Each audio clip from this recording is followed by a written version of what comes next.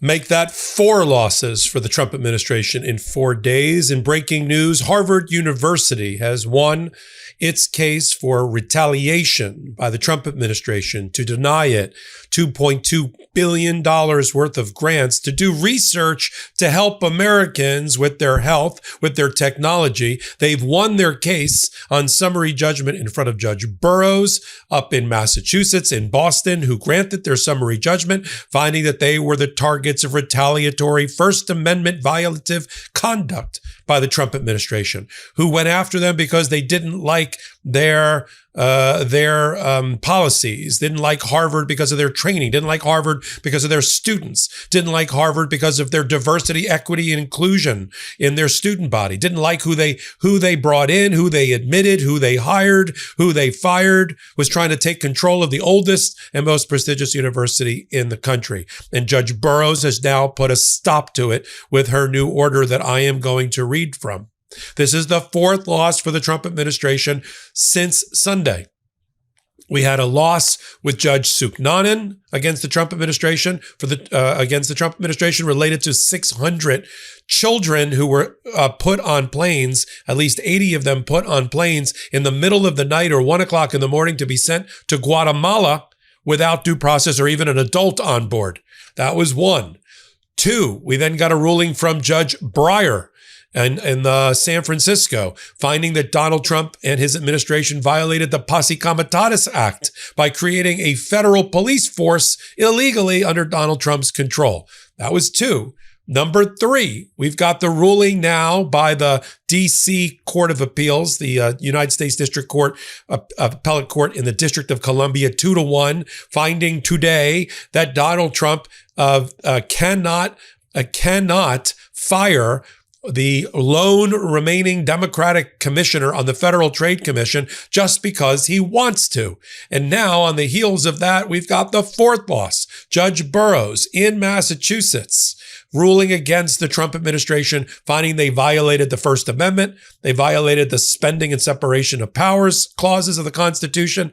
They violated the Administrative Procedures Act and reinstating the $2.2 billion worth of money that was given to Harvard, not to put into their annuities or put into their retirement funds, but to put into research for the American people. I'm Michael Popok. You're on the MeidasTouch Network and Legal AF. Let's get to this breaking story. Judge Burroughs, Donald Trump knows he's losing in front of Judge Burroughs. He's attacked her mercilessly although she ignored it, in social media. She's a leftist. We'll never win in front of her. Let's get to the court. All right, well, let's get to the First Circuit. Bring it, as Gavin Newsom likes to say. Let's get to the United States Supreme Court. How did this all start? After Israel was invaded by Hamas, and there was lots of First Amendment speech going on, let's put it that way, at college campuses and sit-ins. There was a rise in anti-Semitism for sure on college campuses, and colleges like Harvard struggled to maintain decorum among their student body. Absolutely.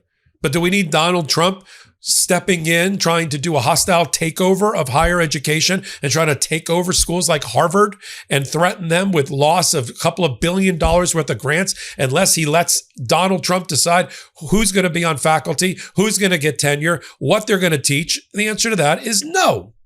And Harvard stood up. Now, behind the scenes, we've been hearing grumblings and rumblings for the last 6 months that Harvard has been in the process, at least for the last 90 days, at trying to settle the case. Except Donald Trump keeps screwing it up because he wants $500 million. $500 million for them to reinstate the $2 billion or more a year. That's the pay to play that Trump wants. And Harvard has said, that game is too rich for my blood. We fold. But we don't fold. We're going to win in court. Now that price should go down considerably now that Judge Burroughs has ruled in their favor. Let me read to you from her order, which we just got. It just came in at 4:36 this evening. I'll start with the conclusion. We'll work our way backwards. This case raises complicated and important legal issues, but at its core, it concerns the future of grants sponsoring research that promises to benefit significantly the health and welfare of our country and the world. I mean, think where these grants are going. They're going from these agencies to Harvard.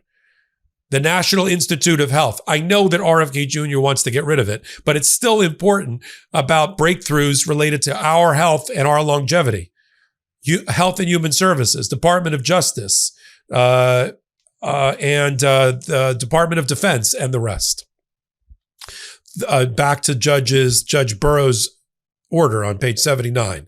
Through the government statements and actions, the fate of that research has now been intertwined with the issues of anti-Semitism at Harvard. Anti-Semitism, like other types of discrimination, is intolerable. And it is clear, even based on Harvard's own admissions, that Harvard has been plagued by anti-Semitism in recent years and could have done a better job dealing with it. That said, there is, in reality, little connection between the research affected by the grant terminations and anti-Semitism. In fact, a review of the administrative record makes it difficult to conclude anything other than defendants, Trump's, used anti-Semitism as a smokescreen for a targeted, ideologically motivated assault on the country's premier universities, and did so in a way that runs afoul of the Administrative Procedures Act, the First Amendment, and Title VI. Further, their actions have jeopardized decades of research and welfare of all those who could stand to benefit from that research, as well as reflect a disregard for the rights protected by the Constitution and federal statutes. She continues.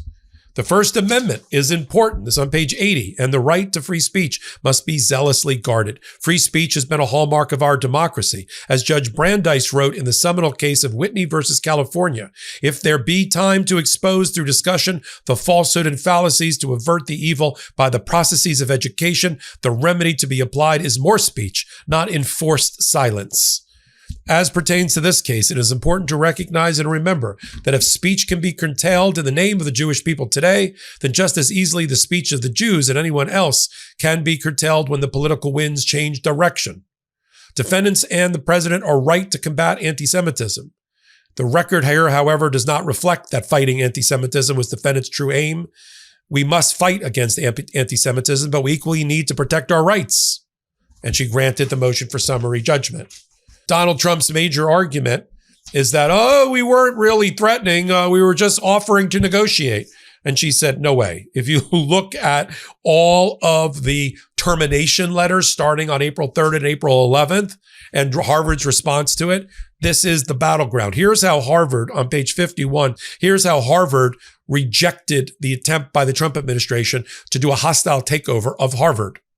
Harvard's rejection was clear, stating, it is unfortunate that your letter presents demands, back to Trump, that in contravention of the First Amendment invade university freedoms long recognized by the Supreme Court. The university will not surrender its independence or relinquish its constitutional rights. Neither Harvard nor any other private university can allow itself to be taken over by the federal government. Accordingly, we will not accept the government's terms. I mean, that's reproduced by the judge. In fact, you had thousands of Harvard alumni in the streets around Harvard chanting Veritas, Veritas, which is the motto of Harvard, truth, truth, truth.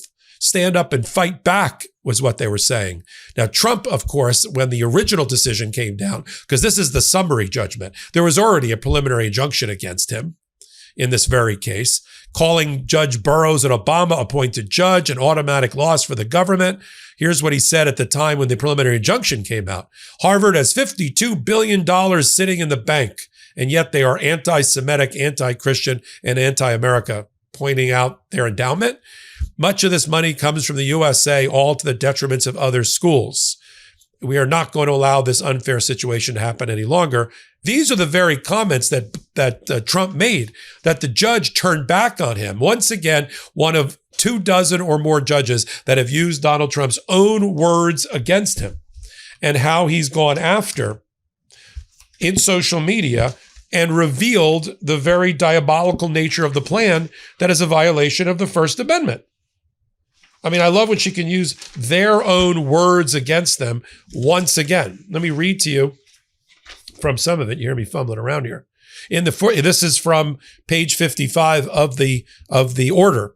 For instance, in the 48 hours following the freeze order, the president took to social media multiple times. She was polite to talk about Harvard. He posted on Truth Social that Harvard is a all caps joke that should no longer receive federal funds. that he stated his concerns were untethered from anti-Semitism, basically conceding that it was a smokescreen, and instead entirely based on Harvard hiring almost all woke, here's where he screwed himself, woke, radical left idiots and bird brains who are only capable of teaching failure to students. What are we talking about? We're talking about that's an admission that you're attacking the university under First Amendment grounds, in violation of First Amendment grounds. This post echoed his comments from a day earlier. She wrote that perhaps Harvard should lose its tax-exempt status and be taxed as a political entity. It was not nearly 10 days later that the president would call Harvard anti-Semitic, but then call it a liberal mess, allowing a certain group of crazed lunatics to enter and exit the classroom and spew fake anger and hate. All of that, while it made him feel good, writing it was the proof the judge needed to show that he violated the First Amendment, and in a retaliatory fashion. What happens next? Well, I think the shoe is on the other foot now. In the negotiations, which I'm sure are continuing, to try to put an end to this, I think the dollar amount in any normal world should have gone down. I don't think the university now, fresh off this win, is going to have to pay anywhere near $500 million to get released from Donald Trump's ire. I think it's going to be maybe $100 million, maybe $75 million. I don't think they should pay anything. I think they're on a winning streak. Trump is on an epic losing streak, 4 in 4 days. Take the case to the First Circuit Court of Appeals, win there. Take the case to the United States Supreme Court and let the American people see what this court is all about, which is dominated by a number of Harvard graduates, including Ketanji Brown Jackson, who went there for undergraduate and law school, and the Chief Justice Roberts. What are they going to do? Allow the hostile takeover of higher education by the Trump administration because they feel like it? We're going to continue to follow it. You're here on the MeidasTouch Network. You want to read the whole of Judge Burroughs' order? I'm posting it tonight on Legal AF Substack. Come over there. I'll be doing some further reporting on Legal AF Substack. You can join and get part of that, become part of that community, and of course on Legal AF YouTube channel as well. So until my next report, I'm Michael Popok. Can't get your fill of Legal AF? Me neither. That's why we formed the Legal AF Substack. Every time we mention something in a hot take, whether it's a court filing or a oral argument, come over to the Substack. You'll find the court filing and the oral argument there, including a daily roundup that I do called, wait for it, Morning AF. What else? All the other contributors from Legal AF are there as well. We got some new reporting. We got interviews. We got ad-free versions of the podcast and hot takes. Where? Legal AF on Substack. Come over now to free subscribe.